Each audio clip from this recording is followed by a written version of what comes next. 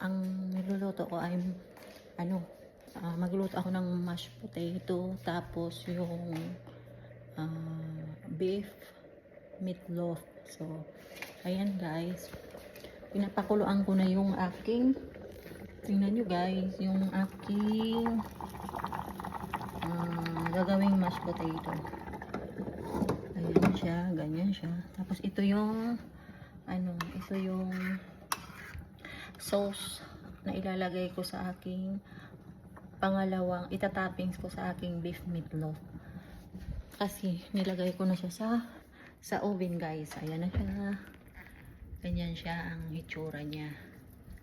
So ngayon, i-bake ko yan ng 45 minutes. Tapos pagkatapos niyan, idadagdag ko ulit itong second toppings na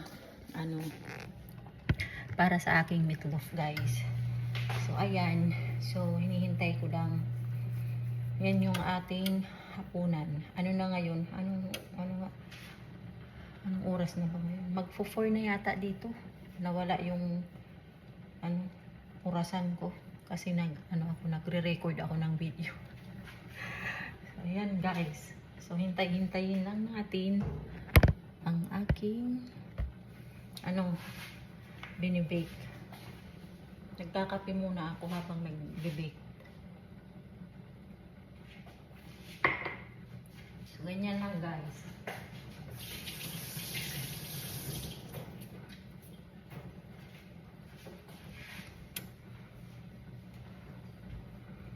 So ngayon, i-off ko muna guys, tapos i-update ko na lang kayo mamaya pag naluto na yung aking beef meatloaf and mashed potatoes for our dinner. Bye for now.